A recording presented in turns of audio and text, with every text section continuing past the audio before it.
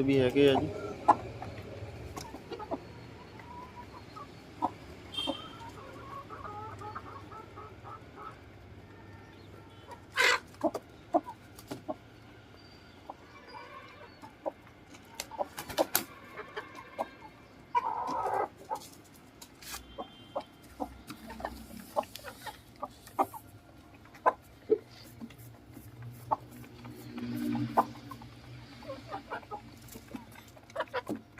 पिछले साल कश्यप का पहला बर्थडे दिवाली ते आया सीगा जी, ते इस बार कल कहते सब तो वड्डी एकादशी है जी।